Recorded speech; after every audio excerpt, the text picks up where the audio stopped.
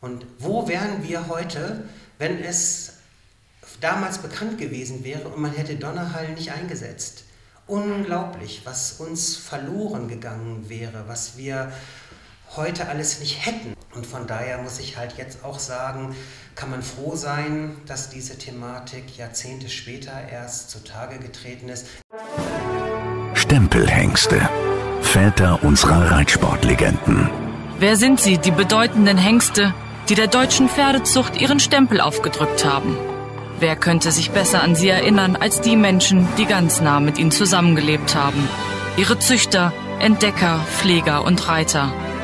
Wir interessieren uns für die Geschichten der Hengste, ihren Werdegang, ihre Erfolge und ihre Eigenheiten. Jeder Stempelhengst hat eine Geschichte und wir wollen sie erzählen. Stempelhengste. Hallo Ina. Guten Tag, Lynn. Wie geht es dir? Mir geht's super. Ich habe gar nichts. Ich hoffe, du auch nicht. Ja, nee, fit, Gott sei Dank, toi, toi, toi, aber wirklich ja verrückte Zeiten. Total. Wir halten auch großen Abstand hier, ne, sind einzig und allein hier im Verlag vom Reitsportmagazin, um uns herum niemand und wir sind auch getrennt voneinander, mindestens, ja, wir haben einen 3 Meter Abstand gewählt. Genau. Und haben uns mit Desinfektionsmittel eingedeckt. Oh Mann. Ja. Genau, wir sprechen heute über einen besonderen Hengst mal wieder. Einen Hengst, auf den, glaube ich, ziemlich viele Leute sehr lange gewartet haben. Ja, wir haben ja auch lange Gespräche geführt dazu. Ja. Passend für diese Zeit, da kann man natürlich viel Zeit damit verbringen, einen schönen Podcast zu hören. Genau. Es geht um Donnerhall. Tata, der Hengst der Hengste. Also ich glaube, Donnerhall ist eine Legende wirklich. Wenn man über Dressursport redet in Deutschland, dann muss man auch über Donnerhall reden. Ja. Also sein Konterfei ziert ja auch unser Buch und das Podcast-Icon. Und Ina, du hast dich zum einen mit Volker Hagemeister getroffen, der lange Gestützleiter auf dem Grünwaldhof gewesen ist. Genau, er war dort 12 Jahre lang Gestützleiter und hat auch die Besamungsstation geleitet. Das heißt, er hat tagtäglich mit Donnerhall gearbeitet. Er hat ihn gesehen, er war der Erste über eine gewisse Zeit, der morgens in den Stall kam, ihn dort sah und also ihn wirklich hautnah erlebt hat. Und ja, seid gespannt, also er erzählt wirklich toll. Ja, und du hast auch mit Karin Rehbein gesprochen, die ihn ja geritten ist. Genau, mit beiden haben wir uns aber auch weit im Vorfeld getroffen. Also Volker Hagemeister habe ich in München gesehen, bei den Hengsttagen dort und Karin Rehbein Anfang des Jahres, wo ja Corona noch zwar ein Thema war, aber irgendwie ganz weit weg. Genau. Ja. Also müsst ihr euch keine Sorgen machen, wir haben niemanden in Gefahr gebracht mit diesem Podcast. Und ja, es sind tolle Gespräche. Wir starten mit Volker Hagemeister und hören doch am besten gleich mal rein. Viel Spaß!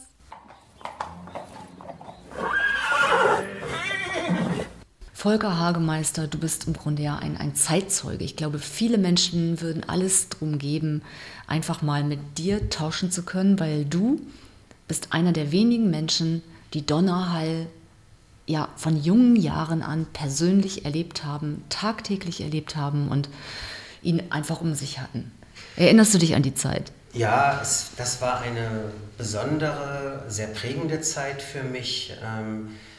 So etwas erleben auch sicherlich nicht viele, weil eben halt ja es auch kaum einen anderen Hengst bis jetzt gegeben hat, der so Maßstäbe hat setzen können, wie Donnerhall das geschafft. Du warst ja schon vorher auf dem Grünwaldhof, bevor Donnerhall kam, oder? Ja, ich hatte das große Glück, dass ich einen netten Bekannten hatte, der mich mal auf den Grünwaldhof mitnahm. Da lebte Otto Schulte-Frohlinde auch noch, der Begründer des Grünwaldhofes. Da habe ich das erste Mal den Weg nach Grünwald gefunden, war mega beeindruckt von dieser großzügigen, wunderschön gepflegten Anlage, von der Art, wie der Sohn diese Anlage konzipiert hatte und habe damals halt die Arbeit von Herbert Rehbein und seiner Frau kennenlernen dürfen. Karin, und ja, da gab es aber noch keinen Donnerhall, denn wie kam der wurde der denn in dem dahin? Jahr erst gezeugt. Sprich, Ninette wurde 1990 war das, als ich das erste Mal auf den Grünwaldhof kam Und in dem Jahr wurde Ninette von Donnerwetter gedeckt und so entstand der kleine Donnerhall. Und dann kam er das erste Mal auf den Hof, als Fohlen, glaube ich sogar noch, zufällig. Ja, genau. Er kam als Begleitung der Mutter mehr oder weniger zum Decken auf den Grünwuldhof. Und Werner Stahl, der damalige Gestütsleiter, der sah den kleinen Donnerhall und wusste, das ist ein ganz besonderes Fohlen. Und wie der Zufall das so wollte, war an diesem Tag ausnahmsweise Otto Schulte-Vorlinde mal nicht in der Deckhalle. Das ließ er sich sonst nicht nehmen. Ein Mann mit so viel Herzblut, der auch für die Zucht wirklich brannte, der verbrachte unendlich viele Stunden, Tage und Monate des Jahres in der Deckhalle, um zu gucken, wenn die Stuten zum Untersuchen vorgestellt wurden, gab auch mal den einen oder anderen Hinweis, welcher Hengst für diese Stute interessant erscheint. Aber an dem Tag war er nicht zugegen und er wurde informiert, dass da ein ganz besonderes Fohlen gerade in der Deckhalle ist und er doch einmal bitte runterkommen sollte, um sich dieses Fohlen anzugucken. Das machte er dann auch und war auch sehr schnell gefangen von dem kleinen Fohlen und wollte den kleinen Donnerhall auch unbedingt kaufen. Da stand er, ein schicker Dunkelfuchs, viel weiß und sein Herz schlug schneller. Genau. Hat es dann geklappt mit dem Kauf? Ja, war auch wieder eine lustige Geschichte, die auch sicherlich gar nicht viele kennen. Donnerhall war nämlich eigentlich schon verkauft. Bernhard Huslage hatte den kleinen Donnerhall vorher schon gesehen und war sich mit Otto Gärtner einig geworden, den Hengst nach dem Absetzen zu übernehmen. Otto Gärtner ist der Züchter. Ja. Genau, und nachdem jetzt dann aber Otto Schulte-Vorlinde so begeistert war, ließ Bernhard Huslage ihn ziehen. Ganz freiwillig. Ganz freiwillig. Das fiel ihm nicht schwer. Otto Schulte-Vorlinde war ein Mensch, der so beliebt in der Pferdeszene war, weil er so viel für die Pferdeszene tat und man wusste halt einfach auch, dass er in der Lage ist, Weichen zu stellen und das ist das Schöne. Ich habe viele Jahre später mit Herrn Huslage dann nochmal gesprochen und er sagte auch, Donnerhall diese Geschichte hätte es nie gegeben, wenn er den Hengst übernommen hätte. Und durch die Möglichkeit, auf dem Grünwuldhof im Hengstbestand groß zu werden und dann auch entsprechend dann diesen Weg einzuschlagen, das ist nur möglich gewesen durch Otto Schulte-Vorlinde. Der hat die Chance genutzt, hat gute Sachen zusammengebracht, so dass unter der Regie von Herbert Rehbein Donnerhall in den jungen Jahren seine Chancen bekam. Aber toll, dass er das so sagt, ne? So frei von Neid und das ist ja wirklich, muss man auch respektieren. Ja, doch, also schon, doch. Ja. Aber wir sind mit dem Hause Huslage auch eng verbunden gewesen. Auch Huslages haben Donnerhall als Hengst später viel eingesetzt. Also eine Geschichte, die irgendwie immer weiter geschrieben wurde und ja, das ist auch, glaube ich, so das Besondere, was so um Donnerhall herum war, dass es so unglaublich viele Geschichten gibt. Er kam dann ja als Absetzer auf den Hof, ne? Genau, er wurde Hast du ihn da schon erlebt? abgesetzt. Nee, ich habe Donnerhall tatsächlich dann das nächste Mal erst gesehen, als er praktisch zur DLG-Schau vorgestellt wurde. Unter Ingo Pape. Pape, genau. Der auch später ja mit seiner Frau Susan immer noch eng verbandelt mit dem Grünwuldhof war. Auch das ist so etwas, was ich so unglaublich spannend finde, dass so Begegnungen, die dort stattgefunden haben, eigentlich nie ein Ende gefunden haben. Selbst ich, der nun so viele Jahre gar nicht mehr auf dem Grünwuldhof gewesen bin, wenn ich heute im Ausland irgendjemanden treffe, den ich auf dem Grünwuldhof kennengelernt habe, das ist wie gestern. Ja, es ist Familientreffen. Es ist unglaublich. Also das kann man sich kaum vorstellen und das ist eben halt alles mit Donnerhall verbunden. Ja, ich meine, wenn man überlegt, dieser Hengst hat ja die gesamte Dressurwelt geprägt. Also es gibt ja kaum ein Pferd. Ja, wie kein anderer. Das ist etwas, ich glaube, sicherlich gibt es viele Hengste, die sich in der Zucht irgendwie verankert haben. Ihr habt Sandro Hitt im Podcast vorgestellt, auch ein Hengst, der sicherlich züchterisch Maßstäbe gesetzt hat. Nach wie vor, ja. Und so auch Donnerhall, der so unglaublich präsent gewesen ist durch seine Eigenleistung, aber eben halt auch als Vererber weltweit Geschichte geschrieben hat. Und in Hongkong bei den Olympischen Spielen saßen Karin Rehbein und Falk Rosenbauer und ich auf der Tribüne. Wir hatten die Teilnehmerliste in der Hand und wir guckten irgendwo in der Pause einmal in diese Pedigrees der Hengste und es war unglaublich, wie es Donnerhallte. Es war als Vater, schon als Großvater seiner Zeit unglaublich und das Ganze wurde dann 2012 noch getoppt durch die deutsche Mannschaft bei den Olympischen Spielen, wo alle Pferde des deutschen Teams auf Donnerhall zurückgingen. Ich meine, zu Recht gibt es ja Denkmäler, also Statuen von Donnerhall in Oldenburg in der Fußgängerzone zum Beispiel steht eine. Ja. Warst du mal da? Leider nie in Grönwohlt. Ja.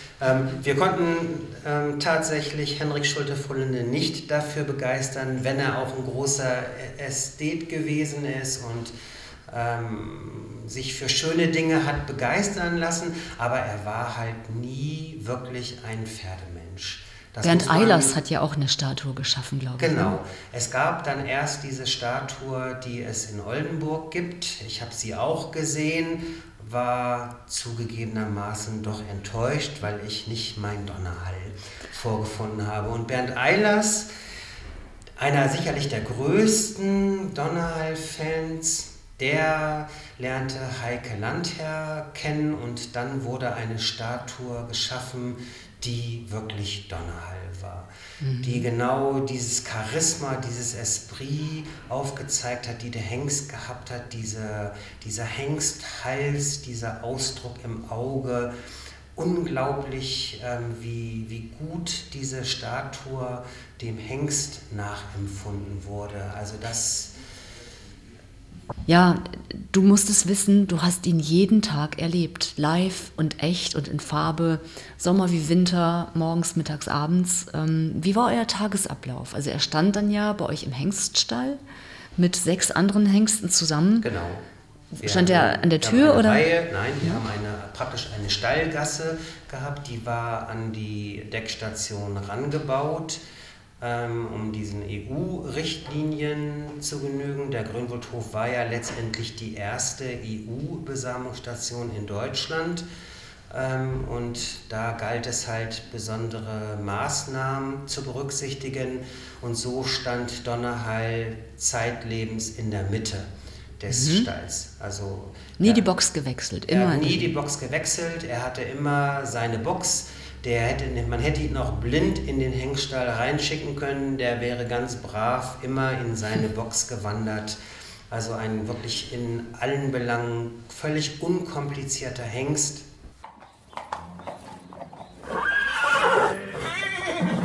Donnerhall ist nicht ohne Grund der Hengst, der mit seinem Konterfei das Cover unseres Buchs und unser Podcast-Icon ziert. Der Oldenburger wurde 1981 bei Züchter Otto Gärtner geboren und 1983 in Oldenburg gekürt. Der spätere Besitzer Otto Schulte-Frohlinde wurde schon im Fohlenalter auf den Dunkelfuchs von Donnerwetter mal Markus mal Kanott aufmerksam. Der Dressurhengst brillierte unter Karin Rehbein und sammelte so eine Lebendgewinnsumme von gut 325.000 €. In der Zucht machte er sich einen noch größeren Namen. Er hinterlässt 120 gekörte Söhne und die Lebendgewinnsumme seiner Nachkommen beläuft sich auf über 3,2 Millionen €. Im Jahr 2002 starb der Hengst auf dem Grönwoldhof im Alter von 21 Jahren.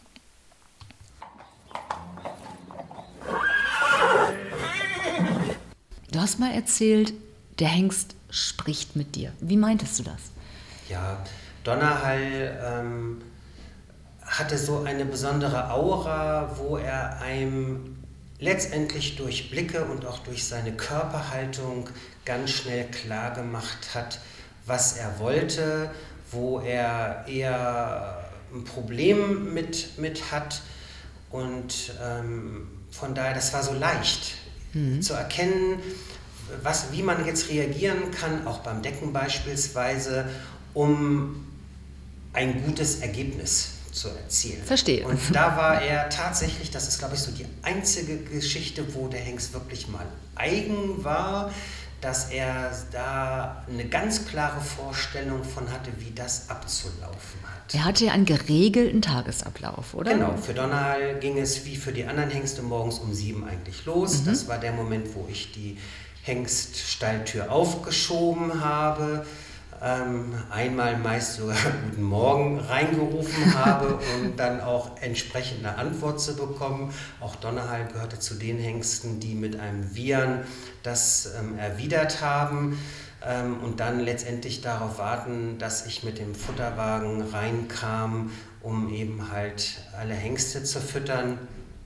Und da hat man letztendlich auch bei Donnerhall sofort erkennen können, ob er gut gelaunt ist, ob er eher gelangweilt oder auch mal einen vermeintlich schlechteren Tag gehabt hat. Das konnte man an ihm relativ gut und schnell ablesen. Die Körperhaltung hat das ganz schnell deutlich gemacht und man wusste sehr schnell auch, wie es ihm geht. War es denn morgens so der erste Anblick, dass man dachte, oh mein Gott, wie sieht der denn aus? Hat er sich nachts gesuhlt, überall Späne oder Stroh in der Mähne? Nee, Donnerhall war tatsächlich so ein Hengst, der so etwas über den Dingen stand und es auch gerne ordentlich hatte. Er stand auf Späne, hatte seine Ecke, in der seine Heulage immer lag und die blieb auch da in der Ecke. Also er fing nicht an, das irgendwie durch die Box zu ziehen, sondern er war ein sehr sauberes Pferd. Also so habe ich ihn auch in Erinnerung, was so die Fellpflege anbelangt. Ich bin sicher, Nina Kröger, die langjährige Pflegerin, würde mir da jetzt zustimmen. Also da war er tatsächlich sehr unkompliziert, also sehr angenehm. Er hatte sicherlich einen geregelten Tagesablauf. Wann wurde er geritten? Also im Normalfall war es schon so, dass Karin Rehbein Donnerhall gerne morgens, vormittags geritten hat.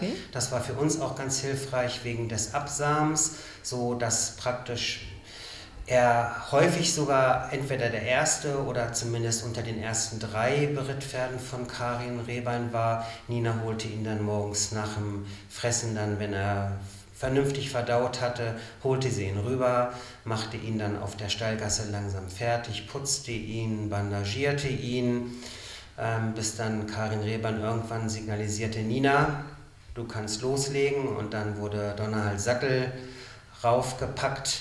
Das Angurten war nicht so unbedingt das, was er besonders gerne gemocht hat. Da zickte er doch manchmal ein bisschen rum. Aber dann wurde er geritten. Dann kam Ninas Wellnessprogramm im Anschluss. Oh, das klingt nett. Wie geht das? Ja, doch. Also das war schon so, dass auch jedes Pferd nach dem Reiten abgespritzt wurde. Donnerhall hat ja nun auch durchaus an vielen Tagen auch mit Karin Rehbein viel erarbeitet in der Arbeitseinheit. Hast du mal zugeschaut? Wie hat sie ihn geritten? Wie hat sie mit ihm gearbeitet? Also letztendlich, ich würde sagen, das ist von einer unglaublichen Leichtigkeit geprägt gewesen. Es war spielerisch. Man hat so, das ging so nahtlos alles ineinander über. Also sie hat meiner Meinung nach gar nicht unbedingt so ein ganz festes Trainingsprogramm gehabt. Ich habe es zumindest nie so erkennen können. Sie hat ihn immer sehr schön gelöst. Donnerhall war total entspannt, schnaubte ab. Also man hat bei ihm eigentlich auch da an seiner Körpersprache gut erkennen können, wann er wirklich gelöst war.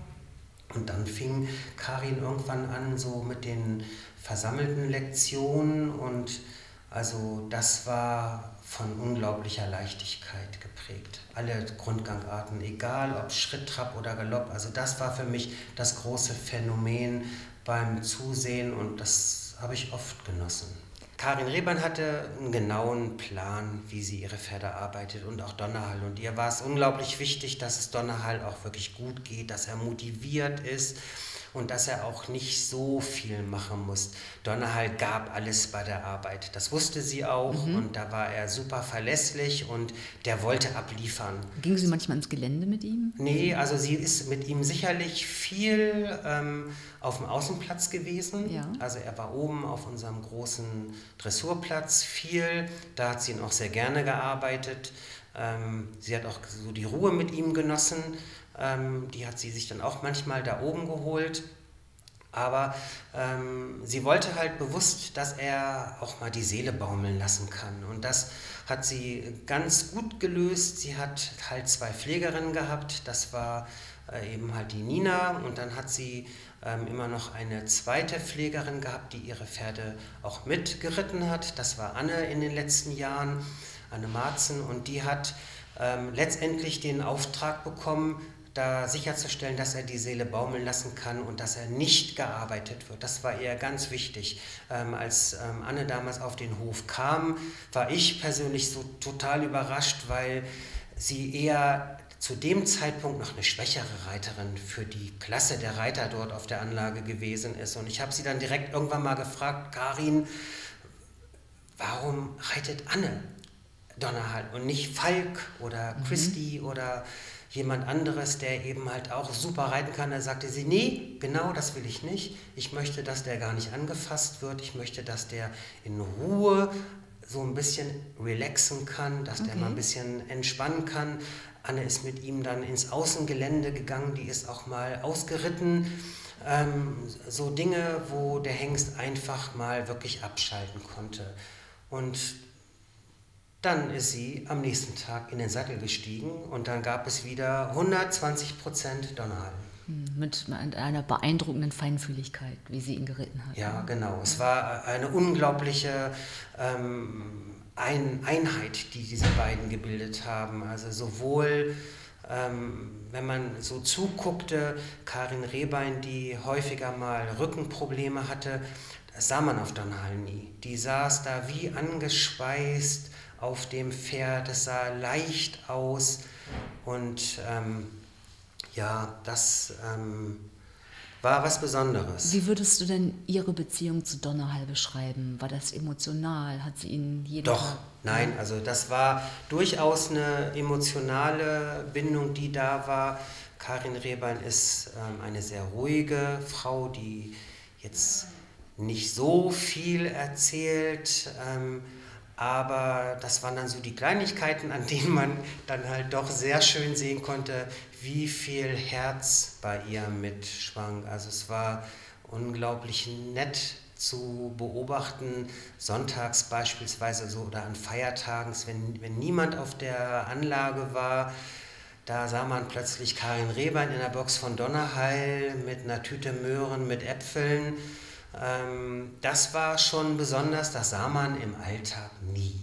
Da hast du sie manchmal erwischt, oder? Da habe ich sie tatsächlich erwischt und das war, ja, da hat man so gesehen, so verbringt Karin Rehbein ihre Freizeit und Donnerhall genoss das auch. Also man sah das wirklich, also das war, da wurde nicht geredet, aber man hat schon das Herzblut gespürt. Das war besonders und Karin Rehbein, sage ich mal, glaube ich, für die gab es nie ein zweites Pferd.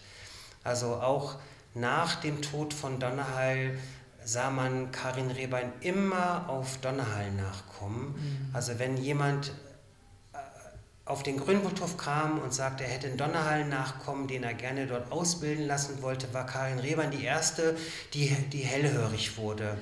Die sich dafür auch begeistern ließ, die ja viele Donnerhall-Nachkommen später auch geritten hat. Und sie sagte eben halt, dass alle Nachkommen es auszeichnet, dass sie diese Leistungsbereitschaft haben.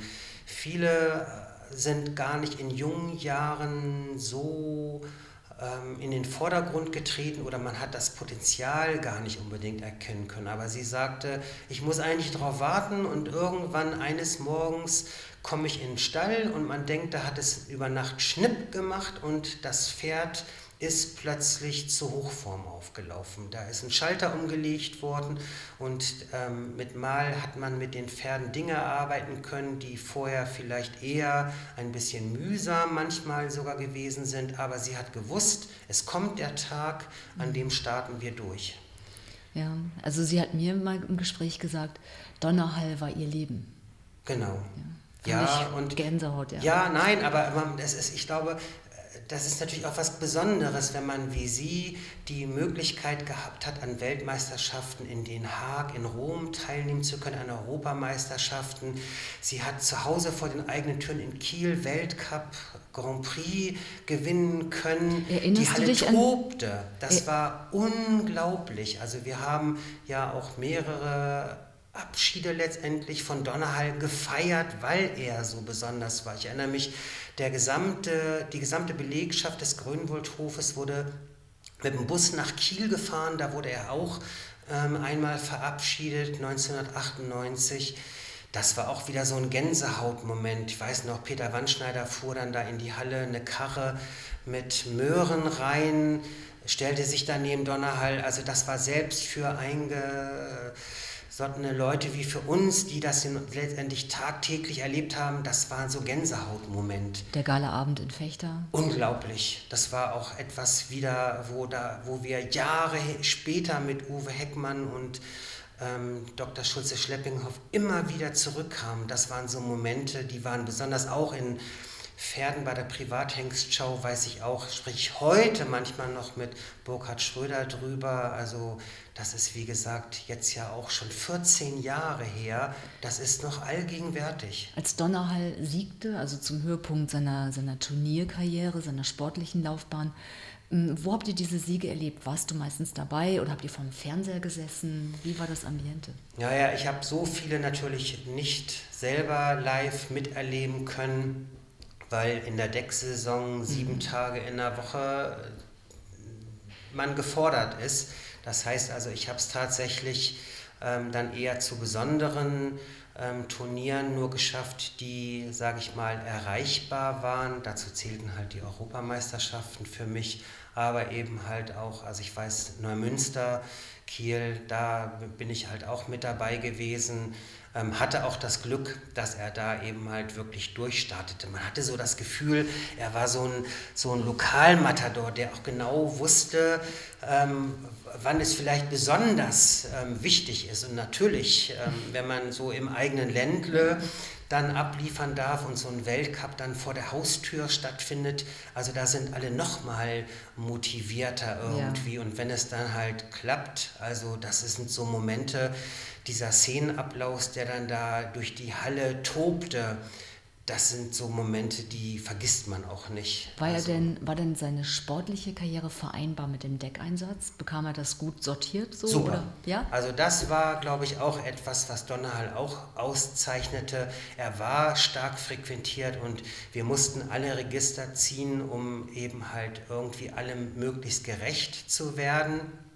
Und das forderte nachher ja auch ein, dass in den letzten Jahren kaum Sperma außer Haus gegeben wurde, sondern die Stuten auf dem Grünwaldhof mussten. Wir hatten aus so vielen Herrenländern auf unseren Weiden Stuten stehen, die nur aus Finnland, Dänemark, den Niederlanden, aus England, Frankreich hatten wir mal Stuten. Also es war unglaublich. Donnerhall war zu Lebzeiten halt so begehrt, dass die Leute wirklich alles auf sich genommen haben, um irgendwie zu diesem Donnerhall-Fohlen zu kommen. Und dadurch hatten wir natürlich sehr viel auf der Anlage zu tun, aber wir hatten halt auch ein tolles Management. Wir hatten eine großartige Stationstierärztin mit Frau Dr.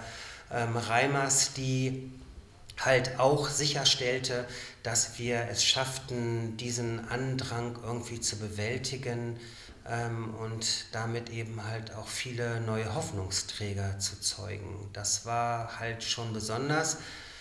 Da war Donnerhall allerdings dann schon mal speziell. So kam es dann irgendwie auch, als ich auf dem Grünwaldhof dann anfing. Die ersten Jahre samte auch Frau Dr. Reimers ausschließlich Donnerhall. ab, und wenn sie dann durch einen Notfall, durch eine Kolik oder eine Fohlengeburt mal nicht zu der gewohnten Zeit morgens zum Absamen von Donnerheil kam, quittierte er dann auch mal den Dienst und sagte, mit mir nicht. Ja, hatte eine innere Uhr. Du hättest 2 Stunden vorher kommen können, jetzt nicht. Ja, und dann hat er uns tatsächlich manchmal 1,5 Stunden in der Deckhalle da wirklich verhungern lassen. Im wahrsten Sinne des Wortes, Hunger hatten wir auch. Aber er hat tatsächlich irgendwo gesagt, also das finde ich alles nett. Es war dann auch wirklich, wir waren hilflos. Es war ja nicht so, dass wir keine Stute hatten. Im Gegenteil, wir hatten ja durch die Tatsache, dass die Stuten bei uns standen, eigentlich die freie Auswahl. Aber Donnerheil war da doch speziell, und dann irgendwann kam dann der Tag X, wo dann alle auch so entnervt waren, dass Herr Schulte-Vorlinde dann sagte, so Herr Hagemeister, it's your turn. Okay. Und von dem Tag an habe ich Donnerheil dann abgesamt. Und ja, das war so die einzige Marotte, die er hatte. Er fand das toll, wenn wir so seinen Tagesablauf irgendwie auch mit berücksichtigt. Ah ja, der feine Herr. Ja, aber genau. Wollte er denn auch gerne hofiert werden? Also so bei Fotoshootings oder so hat er sich da artig benommen? Super. Also auch das war sicherlich etwas, was Donnerheil auszeichnete. Man brauchte nie irgendwie Respekt oder Angst vor ihm zu haben. Das war so Routine, sage ich mal. Natürlich waren die Fotografen auch sehr erpicht darauf, Donnerheil zu fotografieren. Ich erinnere mich da an viele schöne Shootings mit Werner Ernst oder auch mit Bernd Eilers, die beide sich auch wirklich sehr darauf freuten, mal aktuelle Bilder von Donnerheil zu machen. Also auch da war er also einfach. Also ich erinnere mich, einmal hat Bernd Eilers die totale Neuerung, nämlich ein Tonbandgerät mit Pferdeviren zum Einsatz gebracht. Das heute als App, ja. Genau, heute eine sehr begehrte App, aber damals war das komplett neu, und Bernd Eilers kam mit seiner Neuerung, mit dem Pferdegewirr, und das erzeugte erstmal leichte Panik und Schnappatmung bei uns, weil wir alle befürchteten, dass jetzt plötzlich die Hengste abdrehen. Aber Donnerheil war da sehr souverän. Der wusste letztendlich, was wir wollten. Der wusste auch, wann Feierabend ist. Okay. Und der machte da brav seinen Job. Und das war sehr entspannt, sehr routiniert. Ich finde es schön, wie du es beschreibst, auch so wie er mit dir kommuniziert hat oder wie er genau, ohne dass man viele Worte braucht oder große Gesten. Ja, mit allen. Das war auch Peter Wandschneider, der für das Reitzentrum zuständig war. Auch das war auch eher eine etwas kleinere Person. Donnerheil ja damals auch schon ein bisschen stattlich von der Größe her, also auch ja mit toll aufgemuskelt, sehr imposant, und wenn der sich so einmal groß machte, das war schon beeindruckend, aber wir haben uns immer in Sicherheit gewogen. Wir haben alle gewusst, das kriegen wir jetzt hin, das ist entspannt. Gab es überhaupt einen Makel an ihm? Also wenn man auf hohem Niveau bei Donnerheil meckern wollte oder wenn man sagte, ja, was wünscht ihr euch denn? Auch bei Anpaarungsempfehlungen versucht man ja immer Positives und Negatives miteinander zu vermischen, um den gewünschten Zuchtfortschritt zu erzielen. Da muss man halt ehrlich sagen, so die Hinterhand von Donnerheil war durchaus ein wenig verbesserungswürdig. Und auch wenn er ein Meister in Piaffe und Passage war, muss man halt schon sagen, die Hinterhand durfte durch die Stute durchaus etwas verbessert werden. Das gelang uns auch häufig mit Weltmeier-Stuten. Das war dann so ein bisschen der Einzug für Donnerheil tatsächlich auch ins hannoversche Zuchtgebiet, die sich da erst ein bisschen schwer mit taten. Also obwohl wir ja nun so dicht vor den Toren Hannovers saßen, war Donnerheil doch in Oldenburg, in Bayern, in Westfalen, da war er deutlich populärer als in Hannover. Er hatte den Oldenburger Brand, ne? Genau, so, und die Hannos waren da doch etwas eigen und brauchten ein wenig länger, um die Vorzüge eines Donnerheils zu erkennen. Und da tat es gut, dass wir halt viele Weltmeierstuten hatten und diese Kombination hat sich auch einfach bewährt. Das war dann am Ende, wenn dann im Jahr später dann das Fohlen im Stall stand, dann wussten wir, jupp, alles richtig gemacht. Damals war es ja noch kein Thema, aber man musste ja vielleicht auch mutmaßen, dass er WFFS-Träger war, Donnerhall, oder? Ja, das ist etwas, was mich auch tatsächlich aktuell unglaublich beschäftigt, weil ich diese ganze Diskussion um diesen Gendefekt schon doch schwierig betrachte. Ich finde es sehr schade, dass man an einem Gendefekt Hengstlinien für mich ausrottet. Und wo wären wir heute, wenn es damals bekannt gewesen wäre und man hätte Donnerhall nicht eingesetzt? Unglaublich, was uns verloren gegangen wäre, was wir heute alles nicht hätten. Und zumal man ja heute auch gut ausschließen kann. Das ist genau, es ist so einfach. Ich habe eine Stute, die kann ich testen lassen. Genau. Und wenn ich weiß, sie ist genfrei, dann liegt mir alles zu Füßen. Und wenn ich eben halt eine Stute habe, die diesen Gendefekt aufzeigt, sich aber in der Zucht bewährt hat. Es gibt viele Stuten, die WFFS-Träger sind, die Hengstmütter sind, die unglaublich tolle Championatspferde geliefert haben. Soll man die ausschließen und soll man sagen, das Buch wird zugemacht, nur weil man einen Gendefekt gefunden hat? Finde ich sehr schwierig und sehr schade. Und von daher muss ich halt jetzt auch sagen, kann man froh sein, dass diese Thematik Jahrzehnte später erst zutage getreten ist. Es ist gut, dass wir das wissen. Ich will auf gar keinen Fall diesen Gendefekt irgendwie schönreden. Also wir müssen dankbar sein, dass wir das wissen heute, aber wir können damit umgehen. Wir können verhindern, dass Resorptionen stattfinden oder dass Stuten gar nicht erst tragend werden oder im schlimmsten Fall Fohlen tatsächlich eingeschläfert werden müssen, weil sie... Hast du das schon mal erlebt? Ich Gott sei Dank nicht, aber wir haben auch in unserer Züchterschaft 2 Fälle gehabt, wo uns die Züchter davon berichtet haben, dass die Fohlen zur Welt gekommen sind und dass dann die Symptome dann nach der Geburt anfingen aufzutreten und man diese Fohlen dann wirklich erlösen musste. Und das ist Worst Case, das ist das Schlimmste, was einem Züchter passieren kann. Da gilt es auch tatsächlich, alle vor zu schützen. Deswegen muss man dankbar sein, dass man diesen Gendefekt entdeckt hat. Aber wir wissen, damit umzugehen. Und ich denke, dass man sich davon nicht verschließen sollte. Und wenn man davon überzeugt ist, dass 2 Gene unbedingt zusammengebracht werden sollte, dann sollte man das auch tun. In der Tat. Ja, ich glaube auch, dass man heute, wenn man es wüsste, ein Donnerhall würde noch leben. Und ja, gute Frage.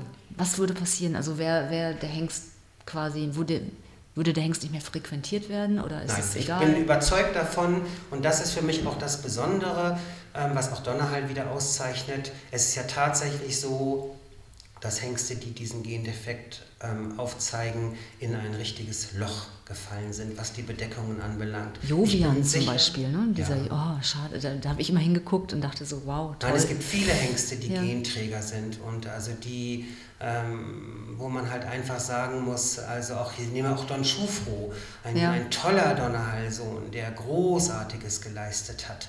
Und auch der, wenn der nicht genutzt worden wäre, es wäre uns viel verloren gegangen, beziehungsweise wir hätten vieles nicht erreicht. Weihegold. Ja, genau. Ja.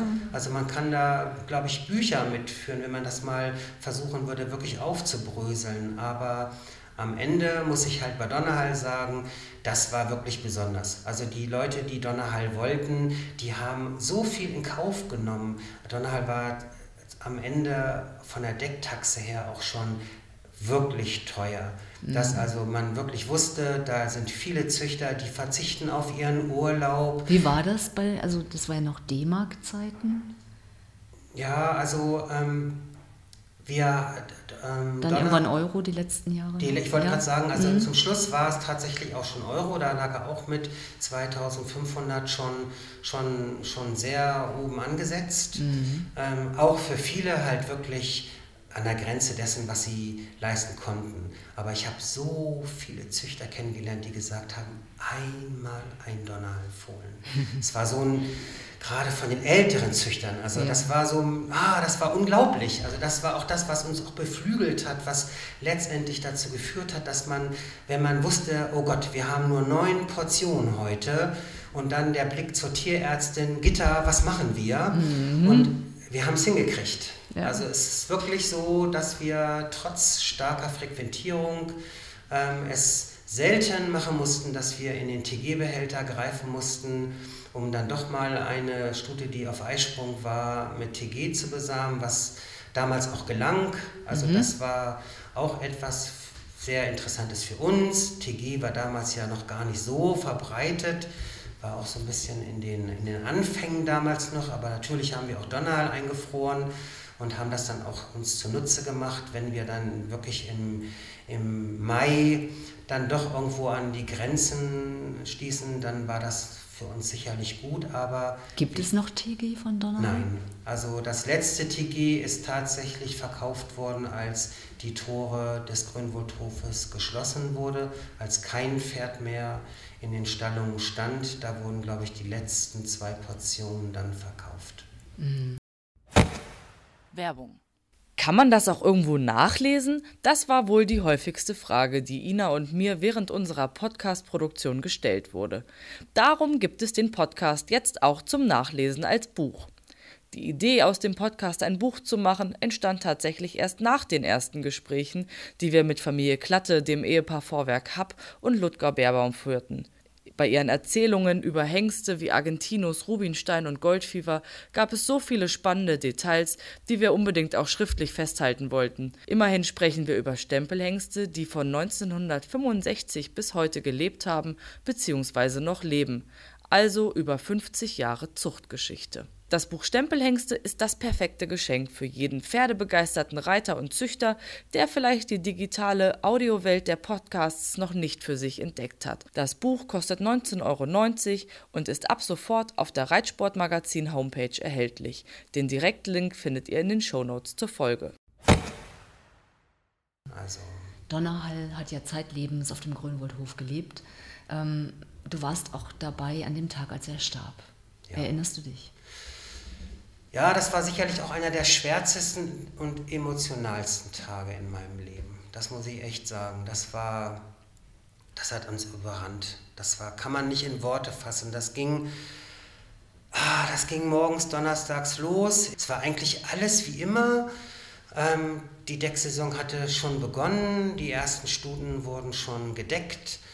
Und ja, es war eigentlich ein Tag wie jeder andere und ich bin morgens wieder in den Hengststall gegangen, ich bin durch die Reihe durchgegangen und ich stutzte beim Vorbeigehen, weil Donnerhall sich nicht bewegte. Er stand in seiner Box, ruhig, aber er stand. So, und dann bin ich vorbeigegangen zu Quando Quando, bin wieder zurückgegangen, habe wieder in seine Box geblickt und denke, nee, der steht anders. Ich konnte es in dem Moment gar nicht wirklich beschreiben, aber bei mir gingen alle Alarmsignale. Ich habe gedacht, da stimmt was nicht. Bin dann rübergerannt, Karin Rehbein war noch nicht da, Reinhard Nielsen war da. Einfach nur, weil er anders stand? Ja, er stand anders, es war die Körpersprache wieder. Okay. Es war einfach, man konnte ihm ansehen, da stimmt etwas nicht. So, und natürlich waren wir immer, eigentlich bei jedem Pferd, aber bei Donnerhall emotional sicherlich, weil er eben mal die tragende Säule des Grünwuldhofes war, da war man noch angefasster. So, und ich bin schnell rübergerannt, ich sage, Reinhard, komm, wir müssen, Donnerhall steht irgendwie komisch, da stimmt irgendwas nicht. So, und dann ist er rübergekommen, guckt in die Box, guckt mich an und sagt, Da sage ich, nee, ich sage, guck hin, da stimmt was nicht. So, und dann haben wir Henrik Wenzel, unseren Hoftierarzt, gerufen und gesagt, Donnerhall sieht komisch aus. Ich hatte dann aber auch schon das Gefühl, dass die Atemfrequenz höher war. Okay. Also das sah man ihm dann doch irgendwie schon an. Also da veränderte sich auch ein bisschen was und er kam dann relativ schnell auch. Karin kam auch rüber. Die sah auch sofort, da stimmt was nicht. Donnerhall ist anders. Und er wurde abgehört, Puls war schneller, Atmung war schneller. Ja, man mutmaßte natürlich gleich schon ein bisschen, könnte es eine Kolik sein, aber es war zu dem Zeitpunkt keine klassische Kolik. Das kann man sicherlich klar sagen. So, er war rektal, auch nicht wirklich auffällig, aber wir waren ratlos. So, und Dirk Pfister aus der Tierklinik Bilsen war damals ja schon Olympiatierarzt und war eng verbandelt mit uns. Wir haben ihn angerufen und gesagt, Dirk, ganz schnell Grünwaldhof. Kam auch schnell und untersuchte ihn auch nochmal, und auch er war anfangs eher ein bisschen ratlos, weil ja, es fehlten irgendwie so die letztendlich klaren Symptome, aber jedem war klar, dem Hengst geht es schlecht. So, und das ging dann auch relativ schnell, dass der Puls immer höher wurde. Er kriegte dann Schmerzmittel und was zum Entspannen, aber irgendwie, es schlug alles irgendwie nicht richtig an. Donnerhall wurde unruhiger, er versuchte sich hinzulegen, und wir haben ihn dann so ein bisschen in der Box geführt, aber es war ganz deutlich, das geht hier irgendwie in die falsche Richtung. Er wurde dann infundiert und ja, kriegte auch nochmal Schmerzmittel, aber irgendwie, ja, wir wurden immer angespannter, und auch wenn man so die Tierärzte kennt, man braucht den auch nur ins Gesicht gucken, um zu wissen, da kommt leichte Panik auf. Und Karin Rehbein, stand sie neben dir? Ja, sie war auch zugegen. Ich kann jetzt gar nicht mehr sagen, ob sie wirklich die ganze Zeit durchgehend da war. Man war wie so im Vakuum. Das war ganz schrecklich. Also weil wir halt merkten, normalerweise macht man was und dann ist irgendwie Ruhe. Aber da war keine Ruhe. Man merkte dem Hengst an, das brodelte da weiter. Und irgendwann legte er sich dann auch hin, und dann haben wir ihn auch ruhig liegen lassen. Er sollte dann irgendwie auch mal wieder ein bisschen Luft holen. Wir hofften auch, dass die Medikamente irgendwie dann doch irgendwie endlich mal ihre Wirkung machten, aber nee. Und dann das werde ich mein Lebtag nicht vergessen, dann sollte er noch eine Injektion kriegen, und dann machte Dr. Pfister die Kappe von der Bronüle ab, und dann sah man, dass das Blut dickflüssig und dunkel war. Ja, ich habe eine medizinische Vorbildung auch ein bisschen, also in dem Moment, wir wussten jetzt, es geht nicht mehr. So, und dann haben wir einmal mit Henrik Schulte-Volinde uns kurz geschlossen, und wir waren uns aber alle einig, das muss hier würdig vonstatten gehen. Keiner wollte, dass der Hengst leidet. Das hatten wir, glaube ich, auch gut im Griff. Natürlich war das nicht angenehm für Donnerhall, aber ich glaube nicht, dass er wirklich große Schmerzen hatte. Also für mich war das so im Nachgang, ja, es hatte was Würdevolles. Und er wurde dann eingeschläfert. Ja, da blieb dann wirklich echt die Uhr in Grönwohl stehen, das Fassungslosigkeit. Also es war Gott sei Dank kurz vor Mittag, also es konnte jeder irgendwie in sein Loch kriechen, und irgendwie, es wollte auch keiner um 2 wieder anfangen zu arbeiten, aber irgendwie musste es ja weitergehen. Es hatte auch irgendwie, ich weiß gar nicht wie, aber es war auch irgendwie schnell rum, die ersten Anrufe kamen. Wir haben das Büro dann trotzdem zugeschlossen und auch keinen Anruf entgegengenommen, weil wir erstmal das verarbeiten mussten. Es war echt für alle Hardcore. Das glaube ich. Also, ich meine, der Hengst war Existenzgrundlage für den Hof. Ja, und er war eigentlich noch jung. Also der war 21. Also es hat viel zu früh, jeder hat gewusst, es wird mal der Tag kommen, an dem Donnerhall nicht mehr sein wird, aber wir haben das irgendwie von uns es hat keiner realisieren wollen. Für uns sicherlich, Donnerhall war älter geworden, man sah ihm auch an, dass er halt keine 16 mehr war. Also es gab auch durchaus mal Tage, da hat man so gedacht, er wird so ein bisschen behäbiger, aber das fehlte nicht viel, dann war der junge Donnerhall wieder da. War denn Karin Rehbein auch regelmäßig im Stall, auch nach der Verabschiedung aus dem Sport? Immer. Also sie hat ja auch das tägliche Training bis zum Schluss nie aus den Händen gegeben. Ansprechpartner für Donnerhall war bis zum letzten Moment immer Karin Rehbein. Also das hat sie sich nie nehmen lassen. Er wurde ja auch immer noch geritten. Und ihr wart auch dabei, als er eingeschläfert wurde? Ja. Also er ist ja in seiner Box eingeschläfert worden. Also wir waren alle Funktionsträger, waren zugegen. Ja, also wir haben das schon alle begleitet und es war tatsächlich so, dass wir irgendwie, wir hatten, ich will nicht sagen Angst, aber irgendwie, es war ja auch die Frage, wie konnte das passieren? Was ist da passiert? Was macht man jetzt? Wir haben durchaus auch, wenn bei uns mal eine Stute verfohlt hat, wir haben alle Fohlen immer in die Tierärztliche Hochschule gebracht, das haben wir selber gemacht. Und natürlich kam irgendwie die Frage auch auf, was machen wir jetzt mit Donnerhall? Wollen wir Schweifhaare aufbewahren? Es konnte keiner. Also wir hätten gar nicht die Haare abschneiden können.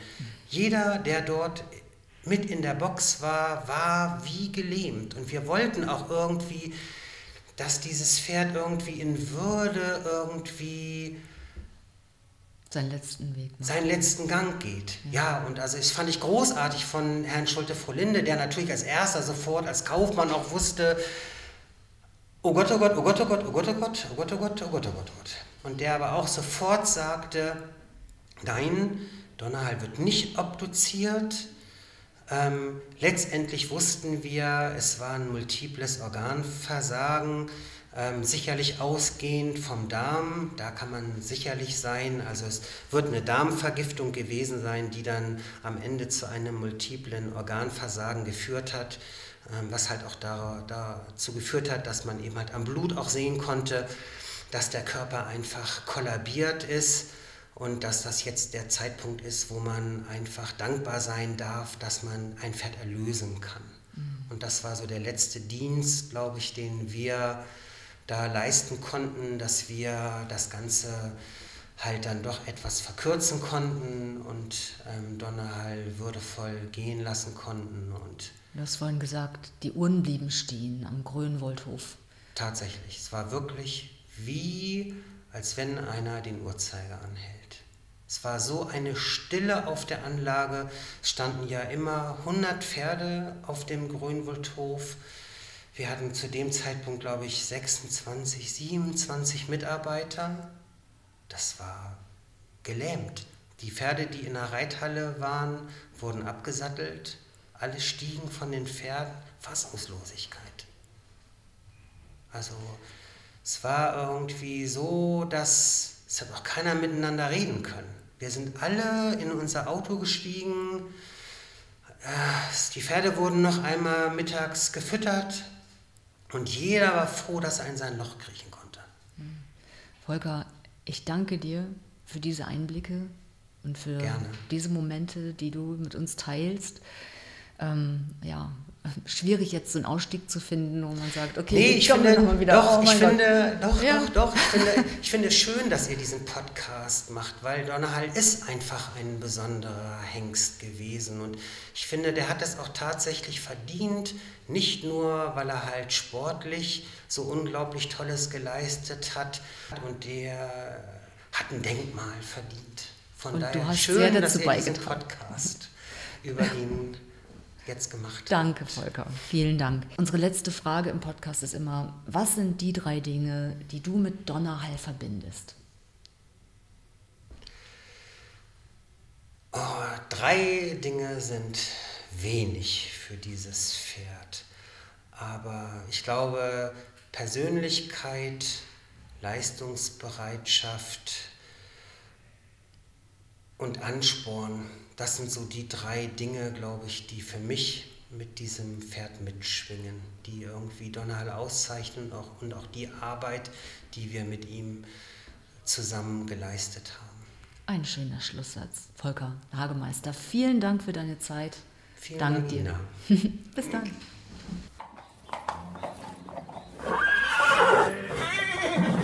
Ina, wie eingangs gesagt, hast du nicht nur mit Volker Hagemeister gesprochen, der den Hengst von seiner züchterischen Seite natürlich äußerst gut kannte, sondern auch mit Karin Rehbein, die ihn jahrelang geritten ist und bis zu seinem Tod an seiner Seite gewesen ist. Auch in das Gespräch hören wir natürlich gerne rein.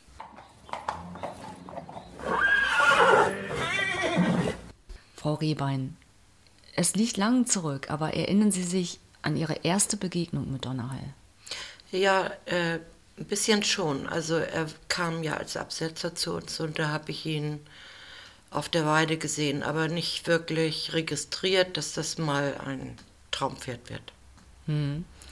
Wirklich wahrgenommen habe ich ihn, als er fertig gemacht wurde für die Körung. Es war 83, glaube ich. Und dann stand er da, ein schicker Dunkelfuchs, viel weiß. Und was haben Sie gedacht? Ja, ein tolles Pferd, aber er wurde ja noch nicht geritten. War noch Junghengst? Ja, Genau, an viel der auf. Longe. Aber bei der Körung war er ja auch noch nicht so spektakulär. Ne? Also, dass alle dann die Luft angehalten haben und gesagt haben, wow, das ist der nächste große Star der Dressurszene. Das kam dann sicherlich im Laufe der Karriere. Übers Reiten, denke ich, hat er dann auch mehr ausgelegt, Muskeln bekommen und dadurch durch das Reiten wurde er halt so ein bisschen schöner, noch schöner. Erinnern Sie sich denn an Ihr erstes Mal auf seinem Rücken? Ja, da war er 5-jährig, doch, das weiß ich noch ganz genau. Wie war das? Ja, das war eigentlich so, ich habe ihn geritten, habe gesagt, das ist mein Pferd. Und viele hören uns jetzt zu und können es ist immer schwierig, über ein Gefühl zu sprechen beim Reiten, aber wenn sie es doch mal versuchen, also da hat man dann so einen Hals vor sich oder... Ja, damals hatte er noch nicht so viel Hals. Nein. Das kam über die Arbeit nachher. Aber er war toll zu sitzen, er nahm einen mit und es war einfach schön. Und dann stand fest, den reiten sie weiter, der wird jetzt ausgebildet unter ihren Händen und ihres Mannes. Ja, ähnlich sowas, ja. Wie hat er sich benommen im Stall? Also wenn Sie ihn im Stall und wenn Sie ihn geritten haben, war das ein hengstiger Typ oder war der ganz artig? Eigentlich überhaupt nicht. Also der konnte das unterscheiden. Deckerle, Reitstall. Wir mussten ihn ja immer aus dem Hengststall holen. Und er war eigentlich überhaupt nicht hengstig. Ja. Der konnte es gut unterscheiden wahrscheinlich. Ja, Deckeinsatz ja. Dann wurde er gesattelt. Mochte er das? Ja, da war er manchmal ein bisschen kitzlig. Ja, wahrscheinlich Gurten, Nachgurten. Ja, aber das war das kleinste Übel. Wie hat er sich gemacht in der Ausbildung? Also einige haben einen langen Weg vor sich. Es ging eigentlich viel zu schnell. Wie meinen Sie das? Ja, er hat sich zu doll angeboten. Man hat immer wieder was versucht und das klappte sofort. Es war merkwürdig. Ja, Riesentalent. Über ehrgeizig wahrscheinlich ein bisschen. Also, wie war denn das erste Turnier? Also die erste M-Dressur war mit Gewieher und Geschrei und so wurde es auch nichts mit einer Platzierung, was ganz normal ist. Ja, rumpeliger Start. Rumpelig, na natürlich, aber ist es dem Hengst zu verdenken? Nee. Natürlich nicht.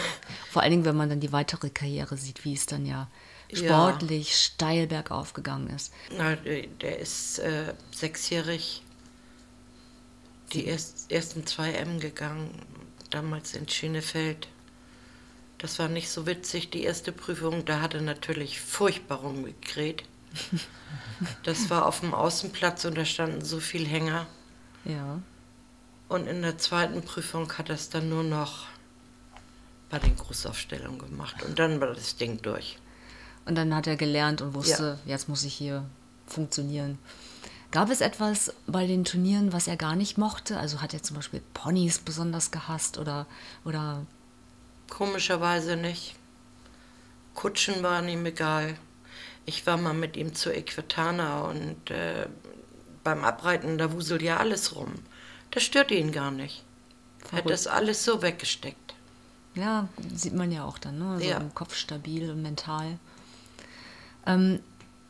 Es ist immer, also man kann Pferde ja nicht mit Menschen vergleichen, aber wenn sie es trotzdem mal machen, wenn sie sagen, was für ein Typ ist Donnerhall, welche Charaktereigenschaften hat er? Das ist schwer zu beantworten. Zuverlässig. Eigentlich hatte er keine Unart. Keine Unart? Nein, aber ich meine auch so im Positiven. Also war er immer gut gelaunt oder war er eine Diva? Ach gut. Was er regelmäßig beim Reiten gemacht hat, wenn man ihn gelöst hat, dann hat er sein Haupt erstmal durchgeschüttelt. Im Trab und im Galopp, beim Lösen. Das brauchte er jeden Tag. Ja. Aber das ist doch gut, wenn ein Pferd sowas macht. Natürlich. Also vor allen Dingen, wenn er es dann zeigt auch. Ja. Ne? Und jedes Pferd ist ja auch anders und jedes Pferd lässt sich auch anders besser überzeugen. Der eine, der braucht ein bisschen mehr Druck und ein anderer braucht ein bisschen mehr Geduld beim Reiten. Wie würden Sie das? Das gab sicher auch mal einen Tag bei Donnerhall, dass er nicht so viel Lust hatte. Wenn er zum Beispiel morgens schon gedeckt hatte und ich ein bisschen spät dran war. Das war nicht so schön. War er ein Pedant, was das anging? Also bestand er auf seinen festen Tagesrhythmus? Oder? Den hat er eigentlich meist auch immer gehabt, weil ich habe den auch immer so, er war das erste Pferd eigentlich immer. Aber manchmal ist das ja so, dass auch was dazwischen kommt. Ja, natürlich. Und war er bestechlich? Ja. Welches Pferd ist nicht bestechlich? Richtig. Hatten Sie immer eine Möhre in der Tasche? Also wenn ich ihn aus dem Hengstall geholt habe, habe ich immer eine Möhre hingehalten, dass er bitte einen Schritt schneller geht. Ah ja, ließ sich der Herr dann doch bitten, Ja. ein bisschen. Ja, der ist ja in seinem Leben nun auch viel gemustert worden. Ne? Besuch da war, wurde Donnerhall rausgeholt, musste vortragen. Und wusste er das? Also war er ein Showman oder hat ihn das gar nicht beeindruckt? Oh doch, ein bisschen Showman war er schon. Also er war eigentlich auch ein sehr gutes Kürpferd, was ich selbst eigentlich gar nicht so gerne wollte. Ich habe Küren gehasst. Ja, Aber irgendwann musste das ja mal auch auf mich überspringen, dass ich da ein bisschen zu stehe. da gibt es ja legendäre Momente. Ja. Vor allen Dingen auch der Galaabend, die Verabschiedung. Aber da sind wir jetzt noch nicht. Eine ganze reiterliche Karriere liegt ja noch dazwischen. Ihre reiterlichen Erfolge, haben Sie vorhin auch erwähnt, sind ja mit Donnerhall eng verbunden. Vielleicht beschreiben Sie so Ihre gemeinsame Sportkarriere. Wann ging alles los? Erinnern Sie sich an Ihr erstes Turnier? Ja, das war wie gesagt Schenefeld. Diese 2M-Dressuren. Ja, und das Jahr darauf waren das noch keine Großveranstaltungen. Da ging es um M&S, 7-jährig. Da gab es ja noch nicht den Nürnberg-Pokal. Gab es leider noch nicht. Ja, leider noch nicht, ja. Nein, weil ich das eigentlich für ein gutes Ding halte, diese Serie. Ja, und dann ging das ja weiter und 94 war ja so mit das erfolgreichste Jahr. Deutsche Meisterschaft und dann ging das da ja drum um Den Haag, aber da war ich ja nur Ersatz und irgendwann waren die im Trainingslager und dann rief Herr Fischer mich an und sagte, ich sollte sofort meine Sachen packen und kommen. Ja, sage ich, Herr Fischer, das müssen wir aber hier erstmal klären mit meinem Chef und mit meinem Mann. Der Hengst war im Deckeinsatz. Gut, das kann man sicherlich dann... Deckeinsatz und wir waren auch gar nicht darauf vorbereitet, da noch hinzukommen. Und wie haben Sie es dann intern besprochen? Das haben wir zusammen besprochen und dann ging es nächsten Tag los. Ich habe nachts meine Koffer gepackt und die Ersatzpflegerin, weil meine Hauptpflegerin Marianne, die hatten wir in Urlaub geschickt, weil es war ja keine Weltmeisterschaft, war das damals. Und musste die Ersatzpflegerin alles fertig machen, Transporter bestellen und dann ging es morgens los. Und was haben Sie sich, also was fühlt man dann, wenn man so über Nacht ist, man doch nominiert, ist mit im Team dabei? Ja, auf einer Seite tat Monika mir leid, aber ich habe mich natürlich auch gefreut. Das ist klar. Aber ist da großer Druck dann da? Ich mache mir keinen Druck. Wie geht das? Ich glaube, ich habe ein sehr dickes Fell. Das braucht man sicher in dem Sport und gute Nerven, ja. Und dann, Ja, wie war denn Haag? ich kann sehr gut abschalten. Ja, das ist eine richtig gute Fähigkeit, wenn man die hat. Also es gelingt nicht allen, glaube ich, ganz gut. Das war, als ich in Den Haag dran war, da musste man einen sehr langen Weg vom Abreiten zum Vorbereitungsviereck.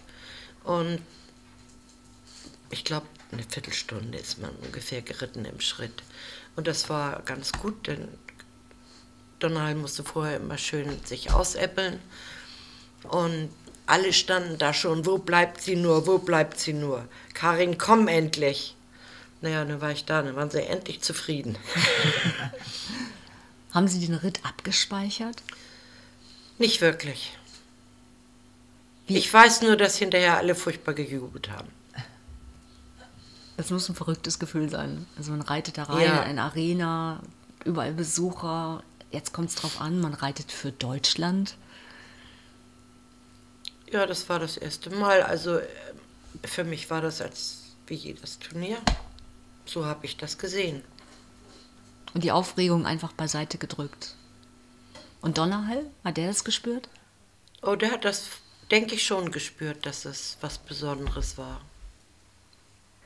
Und dann ging das ja in Den Haag, war das dann, glaube ich, Mannschaftsgold, Und in der Kür Bronze. Bronze in der Einzelwertung. Was für ein Erfolg. Und dann sind Sie nach Hause gefahren. Was war da los auf dem Grönwoldhof? Wir wurden empfangen mit Girlanden und ja, alle haben sich gefreut. Und der Bürgermeister kam wahrscheinlich auch hinterher. Das kam dann alles noch dazu. Was für ein Erfolg, ja. Ins Rathaus mussten wir und, also naja gut, wurde viel gefeiert. Haben Sie sich bei Donnerhall dann bedankt? Ach, der hat schon sein Säckchen Möhren gekriegt. Verdienterweise, das stimmt. Und wie ging es dann sportlich weiter? Die EM war dann, glaube ich, in Verden. Nee, doch. Das es war ja 97 dann, ne? Es war ja noch 96 war das Atlanta. Da war ich ja Ersatzreiter. Wo dann nachher Kapellmann mitgegangen ist. Okay, Nadine Nadine, Kapellmann mit Gracioso. Ja. Weil mein Mann hat gesagt, als Ersatz geht das Pferd da nicht mit. Da kann er zu Hause mehr Geld verdienen. Hat er ja auch recht gehabt. Ja, richtige Entscheidung, das stimmt. Das war Atlanta. Haben Sie so ein bisschen was vom Deckgeschäft auch mitbekommen? Also klappte das immer, dass man den Sport und die Also, Deckeinsätze voneinander trennen Da habe ich konnte? mich im Grunde genommen nicht so drum gekümmert. Da habe ich gar keine Zeit für gehabt. Aber einmal, als Herr Wandschneider in Urlaub war, haben die vorgeschlagen, dass ich das einmal machen sollte. Und das habe ich auch gemacht. Ich bin einmal ums Phantom mit ihm gegangen und dann saß er schon drauf. Und die Tierärztin war noch gar nicht da. Ich sag, Hilfe. Ja, ziehen Sie ihn wieder runter, runterziehen. Ja, Ich habe gesagt, das mache ich nie wieder. Der soll das nicht hinkriegen, dass ich das auch mit ihm mache. Das will ich nicht. Das muss er auseinanderhalten, das muss jemand anders machen. Gute Entscheidung. Ja, es ist ja oft so, ne, dass die das dann auch im Kopf wirklich Ja. trennen. Die Personen, die den Deckeinsatz organisieren, genau. Das war so ein Erlebnis nebenbei. Ja. Was war denn Ihr größter sportlicher Erfolg für Sie persönlich mit Donnerhall? 1997, da hat Donnerhall viel alleine gemacht. Inwiefern? Ja, das war nach dem Tod meines Mannes. Also da weiß ich nicht, wirklich nicht. Ich habe geritten, wohl, dass ich geritten habe, weiß ich. Aber Da ist der Kopf dann auch woanders. ja. Nein, der war nicht woanders, aber es war anders. Man nimmt die Erfolge Ja. auch anders wahr und verbindet es dann und ist dem Pferd wahrscheinlich auch sehr dankbar dann in Ja. dem Moment. Ja, verständlicherweise. Donnerhall wurde ja auch durch die Sporteinsätze bekannter und berühmter. Die ersten Fohlen kamen. Haben Sie noch das erste Donnerhall-Fohlen, das Ihnen bewusst aufgefallen ist, in Erinnerung? Nee, Auch, das weiß ich nicht. auch gar nicht so für interessiert, für den Nachwuchs. Ich kann Fohlen gar nicht beurteilen. Ich finde sie alle schön. Das geht mir auch so. Ja, das stimmt. Aber dann merkte man ja auch, dass er sich auch gut vererbte. Also es war ja nicht nur, dass er im Sport super erfolgreich war, sondern auch die Fohlen, die er machte. In der Kombination vor allen Dingen mit Pik-Bube. Da gab es ja viele Pik-Bube-Stuten, auch auf dem Grönwoldhof. Was hat er züchterisch weitergegeben? Viele gute Nachwuchspferde. Rittigkeit. Ja, denke ich doch. Ich habe 1, 2, 3 Donnerhall habe ich gehabt. Selbst richtige Donnerhalls. Wie ist das dann, wenn man so einen Donnerhall-Nachwuchs reitet und Sie kennen das Original? Projiziert man dann die Erwartungshaltung auch auf den Nachwuchs? Nein, es ist genau wie mit Menschen. Jedes Pferd ist verschieden. Das ist fast keins gleich. Und haben Sie dann beim Reitgefühl gemerkt, so, ja doch, da ist eine Ähnlichkeit zumindest da mit Donnerhall? Vom Lernen her vielleicht. Ja. Von der Schnelligkeit? Ja. Auffassungsgabe? Ja. Ja. Wir haben gesprochen auch mit Volker Hagemeister und der hat uns verraten, dass er Sie an manchem Sonntagnachmittag mal in der Box von Donnerhall gesehen hat, im Zwiegespräch mit ihm. Naja, ich habe immer, sonntags bin ich mit ihm entweder im Winter in der Halle spazieren gegangen oder ich habe ihn in der kleinen Halle laufen lassen. Irgendwas Außergewöhnliches gemacht mit ihm. Nicht immer dieses stupide Üben, Stress. Das war so seine Abwechslung. Oder bin auf dem Hof mit ihm spazieren gegangen. War Donnerhall wie ein Freund für Sie auch? Auf jeden Fall, das kann man sagen. Sie verbindet ja auch eine lange, erfolgreiche, intensive Zeit miteinander. Hatte Donnerhall Stallmarotten? Ach, nicht wirklich. Wir haben ja mit Hina Klatte mal gesprochen, der hat erzählt, sein Argentinos, der hat immer in dieselbe Ecke gemacht. Und hat Ja, das hat er auch so ein bisschen. Aber es gibt wirklich Pferde, die das punktgenau machen.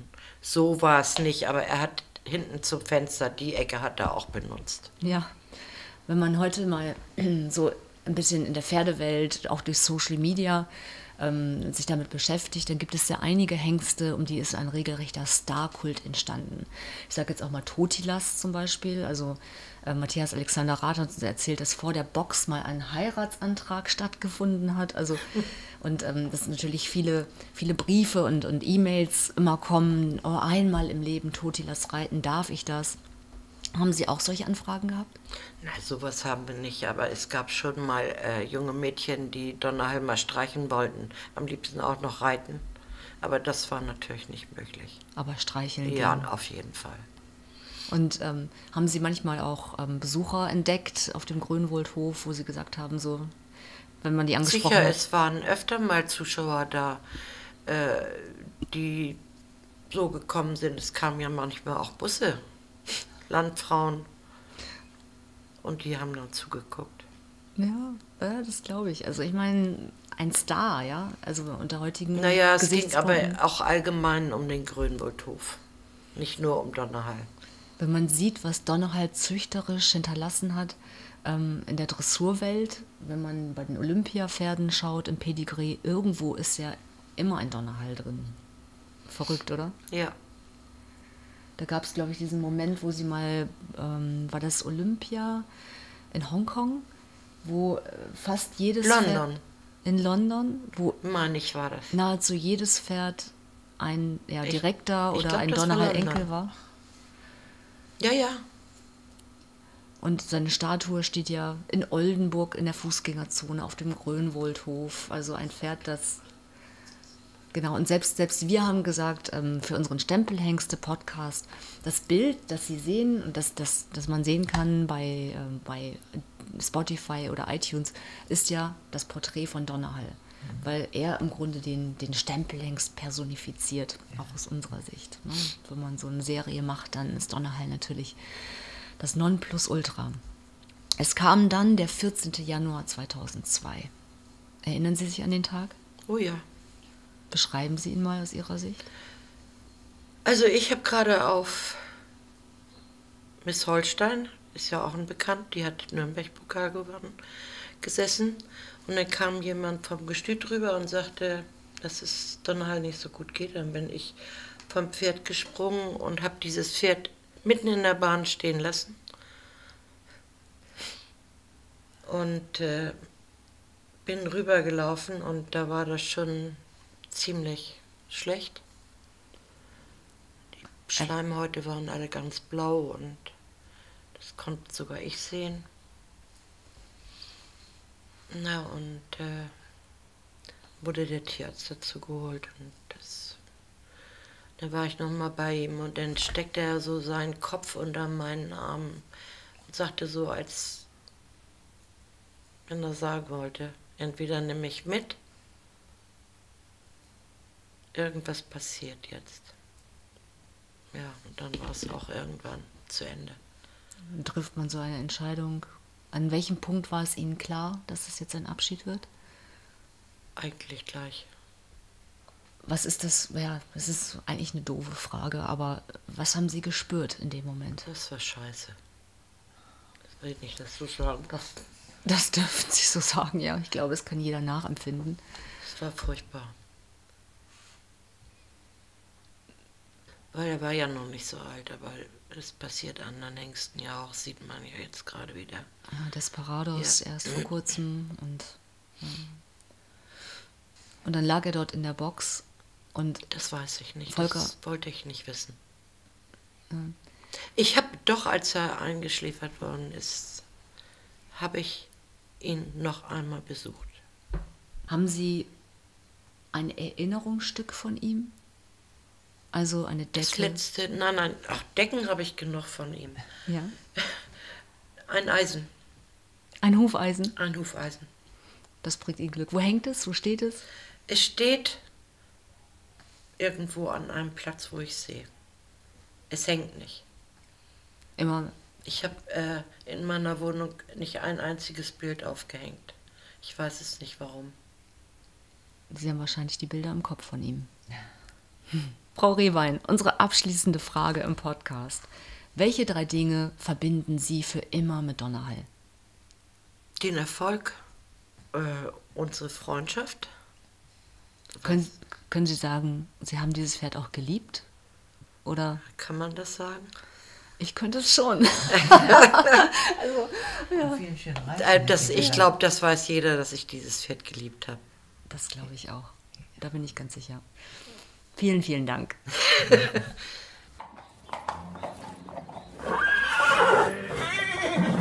Ja, Ina, das waren auf jeden Fall auch wieder 2 super spannende Interviews, muss ich sagen. Ja, du, ich gestehe, also bei Volker Hagemeister musste ich mich wirklich auch zusammenreißen, dass ich da nicht anfange mitzuheulen. Und auch bei Karin Rehbein, da hört man es vielleicht nicht ganz so, aber man konnte spüren, als ich ihr gegenüber saß, wie sehr dieses Pferd sie emotional geprägt hat und wie sehr sie an diesem Pferd hing. Also es war spürbar. Sie hat es nicht so gezeigt, aber also man konnte es deutlich merken. Ja, ich finde, ein bisschen hört man es raus, dass sie so ein bisschen angefasst war von dem Thema auch immer noch und nicht so gerne vielleicht drüber sprechen wollte. Verständlich. Ja, also, jeder geht damit anders um, ne? Es waren beides ganz tolle Gespräche. Ja, nee, fand ich auch. Hat mir auch Spaß gemacht, euch zu folgen. Ja, sprechen wir mal über den Hengst, um den es in 2 Wochen gehen wird. Auch das ist wieder eine Legende, ja. Auf jeden Fall ein legendärer Hengst. Also ich sage nur, Nachkommen-Lebensgewinnsumme 3,7 Millionen Euro. Boah. Nicht schlecht. Also und man kann ihn tatsächlich in kein Lager so richtig einsortieren. Also weder Springpferd noch Dressurpferd, weil selber eigentlich gar nicht wirklich geritten. Verrückt, oder? Es ist ein Pferd, der geboren ist in den 60ern. Ja. 1965 ist er geboren, ein Selle Français. Und Georg Vorwerk aus Kappeln, der hat ihn sich gesichert, hat ihn gekauft in Frankreich für seine Zucht. Und es geht um Furioso 2. Tada. Unter anderem der Vater von For Pleasure. Also die Liste wäre lang, wenn man die Nachkommen, auch die erfolgreichsten, aufzählen würde. Aber Furioso 2, das kann man sagen, hat die deutsche Sportpferdezucht veredelt und geprägt. Ja, und das kann man heute in ganz vielen Pedigrees noch nachlesen. Da steckt wirklich bei ganz vielen mit drin und deswegen freue ich mich besonders auf die Folge zu diesem besonderen Hengst. Genau, da sprechen wir mit der Tochter von Georg Vorwerk, mit Gudula Vorwerk-Happ und mit ihrem Mann Jochen Happ. Und das ist auch wirklich, also man erfährt spannende Dinge, weil das ist ein Hengst aus einer anderen Zeit und wirklich ja eine Legende. Ja, und die beiden kennen wir ja auch schon aus der Rubinstein-Folge und ich bin gespannt, was sie zu Furioso zu erzählen haben. Na schön. Ja. Dann bleibt gesund, würde ich sagen. Genau, bleibt gesund, folgt uns, abonniert unseren Podcast, um keine Folge zu verpassen. Nutzt die Zeit vielleicht, um die alten Folgen, die ihr noch nicht gehört habt, jetzt nochmal nachzuhören. Und dann hören wir uns in 2 Wochen. Bis dann. Tschüss. Stempelhengste. Väter unserer Reitsportlegenden.